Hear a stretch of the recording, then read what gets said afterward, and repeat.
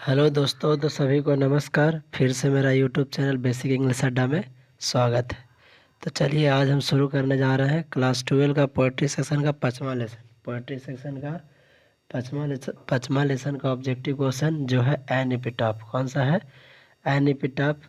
अब इसी का ऑब्जेक्टिव हम शुरू करेंगे। आज इसका पूरा ऑब्जेक्टिव हम लोग देखेंगे।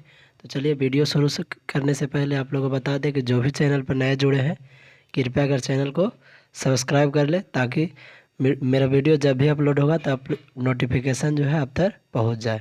देखिए यहाँ पे पहला question, an epitaph deals with beautiful. देखिए मेरा चैनल का नाम यहाँ पे बेसिक इंग्लिश अड्डा। An epitaph deals with beautiful. An epitaph, सबसे पहले आप लोग बताइए एन एपिटाफ के लेखक कौन है? तो एन एपिटाफ के लेखक जो है कौन है? वाल्टर डेला मेयर है। कौन है? Walter de la mayor. N epitaph के लेखक है वाल्टर डे ला मेयर। मतलब वाल्टर डे ला मेयर है। तो यहाँ बोल रहे हैं एन एपिटाफ में कि एन एपिटाफ जो पोइट्री लेसन है इसमें किसके बारे में वर्णन है? गर्ल का, लेडी का, कि बेबी का? तो इसका जो आंसर हो जाएगा बी हो जाएगा। इसमें एक लेडी का वर्णन है, बी। आंसर बी हो जाएगा, याद रखिएगा। चलिए तो देखिए हम लोग अगला क्वेश्चन देखते हैं। दूसरा नंबर क्वेश्चन, यहाँ पे दूसरा नंबर क्वेश्चन है, the lady mentioned in the poem an epitaph belong to. जो लेडी के बारे में पोएम में वर्णन है वो लेडी किस देश से बिलोंग करती है? तो west country, north country, east country की साउथ कंट्री? तो आंसर हो जाएगा क्या?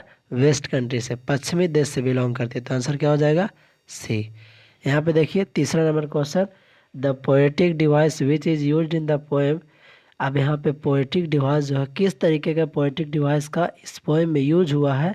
तो यहाँ पे देखिए मेटाफर, सिमली, पर्सनिफिकेशन, ये एम्बिग्युलिटी। यहाँ पे देखिए पर्सनिफिकेशन भी नहीं होगा, सिमली भी नहीं होगा। अब मेटाफर होगा कि एम्बिग्युलिटी होगा? आप लोग बताइए। तो ये मेटाफर नहीं होगा, इसमें एम्बिग्युलिटी है। मतलब ये अपने आप को निर्दोष समझते हैं, दोषी समझते हैं कि अगर मैं मर जाऊंगा तो मेरे बाद उस ब्यूटीफुल लेडी को कौन याद करेगा? तो आंसर क्या हो जाएगा? डी हो जाएगा। तीसरा का आंसर क्या हो जाएगा? डी। चलिए तो अगला क्वेश्चन देखिए यहाँ पे, the term crumble is use in the poem an epitaph means. इस पोएम में एक वर्ड आया है क्रम्बल। इस पोएम में एक वर्ड क्या आया है? क्रम्बल। और यहाँ पे पूछ रहा है कि क्रम्बल का मतलब क्या होता है? The term crumble used in the poem an epitaph means. An epitaph में इस क्रम्बल का मतलब क्या होता है? तो इस क्रम्बल का मतलब होता है डाई, मतलब मर जाना। डाई मतलब मर जाना। देखिए डाई कौन सा ऑप्शन में है? ए में है। यहाँ पे बी नहीं होगा, डाई होगा। क्या होगा? Die. A option is correct होगा। अब यहाँ पे पाँचवा नंबर क्वेश्चन देखिए, the tone of the poem an epitaph means to. अब यहाँ पे देखिए जिस पोएम का टोन जो है किस तरीके से गाया गया है, तो बहुत ही मधुरता पूर्वक गाया गया है। तो इसका आंसर भी क्या हो जाएगा? बी हो जाएगा। Answer B, melancholy. इसका टोन कैसा है? मेलंकोली। तो चलिए हम लोग देखते हैं अगला क्वेश्चन, छठा नंबर क्वेश्चन। छठा नंबर क्वेश्चन यहाँ पे है, who has compose the poem an epitaph. सबसे पहले अब शुरुआत में ही बताए थे कि एन एपिटाफ कौन लिखे हैं। तो एन एपिटाफ के लेखक कौन है? Walter de la Mare. तो option number A is correct. देखिए यहाँ पे सातवां number question, Walter de la Mare belong to century. Walter de la Mare कवि जो है कैवीं शताब्दी से बिलोंग करते हैं? 19th, 20th, 18th? कौन शताब्दी से? चलिए आप लोग बताइएगा कौन शताब्दी से बिलोंग करते हैं। तो इसका आंसर हो जाएगा 20th सेंचुरी। ये 20वीं शताब्दी से बिलोंग करते हैं। आंसर क्या हो जाएगा? बी। आंसर क्या हो जाएगा? बी। आंसर क्या हो जाएगा? बी। तो चलिए देखिए हम लोग अगला क्वेश्चन, 8वां नंबर क्वेश्चन देखते हैं। यहाँ पे Walter de la Mare received the Order of Merit with Queen Elizabeth second in.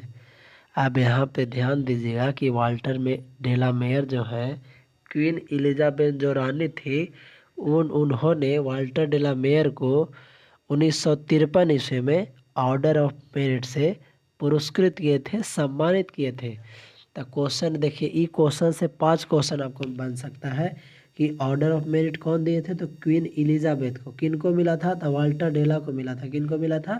Walter de la mayor को। अब कब मिला था? तो 1953 में। कब मिला था? 1953 में। फिर से देख लीजिए इसमें, इससे आपका 5 क्वेश्चन बन सकता है कि ऑर्डर ऑफ मेरिट जो है किसने दिया था? क्वीन एलिजाबेथ ने। किसे दिया था? वाल्टर डेला मेयर को। कब दिया था? 1953 ईस्वी में, 1953 में दिया था। कब दिया था? 1953 में दिया था। ध्यान दीजिएगा, ये क्वेश्चन बहुत ही इंपॉर्टेंट क्वेश्चन है। अब इसे एक नहीं बल्कि चार चार पाँच पाँच क्वेश्चन बन सकते हैं। तो देखिए 9वां number question, Walter de la Mare Walter de la mayor क्या थे? देखिए पोएट है, ए पोएट है। पहला नंबर क्या है? पोएट। पोएट थे, नॉवेलिस्ट थे, पोएट भी थे, नॉवेलिस्ट भी थे, शॉर्ट स्टोरी भी थे। तो आंसर क्या हो जाएगा? डी। आंसर क्या हो जाएगा? डी हो जाएगा answer D. All of this सभी थे। वाल्टर डेला मेयर जो है सब कुछ है, पोएट भी है, नो उपन्यासकार भी है, लघु कथाकार भी है, तीनों हो जाएगा आंसर। चलिए अगला नंबर क्वेश्चन देखिए यहाँ पे, Walter de la Mare show fresh interest in. Walter de la Mare एक ऐसे कवि है जो क्या कहते हैं, पुराने विचारों से, पुराने सोचों में, पुराने संवेदनों में नई भावनाओं को जागरूक करना चाहते हैं। तो आंसर यहाँ पे याद रखिएगा, show fresh interest in old theme, मतलब पुराने चीज़ों से नए भावनाओं को जागरूक करना चाहते हैं। तो आंसर नंबर क्या हो जाएगा? ए। कौन जागरूक करना चाहते हैं? तो वाल्टर डेला मेयर। याद रखिएगा, ओल्ड थीम से फ्रेश इंटरेस्ट जगाना चाहते हैं या दिखाना चाहते हैं।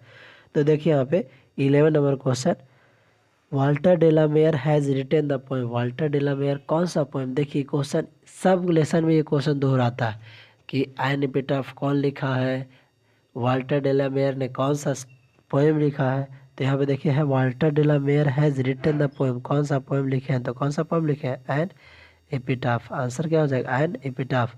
लेकिन अब बोलता है an epitaph is written by, an epitaph किसके द्वारा लिखा गया? तो आंसर क्या होता है? Walter de la Mare. Walter de la Mare. तो चलिए अगला क्वेश्चन देखिए यहाँ पे, अगला क्वेश्चन है, Walter de la Mare knew who is not dead. देखिए यहाँ पे ये टाइपिंग मिस्टेक है। Walter de la Mare no lady, sorry तो आंसर ही हो जाएगा, Walter de la Mare no who is not dead. Walter de la Mare किसे जानते थे? जो अब मर चुके, जो अब क्या हो चुकी है? मर चुकी है। गर्ल को, लेडी को, बॉय के नाम, आंसर क्या हो जाएगा? लेडी को। उस सुंदर औरत को जानते थे जो अब मर चुकी है। देखिए इसका आंसर क्या हो जाएगा? बी हो जाएगा। आंसर क्या हो जाएगा? बी।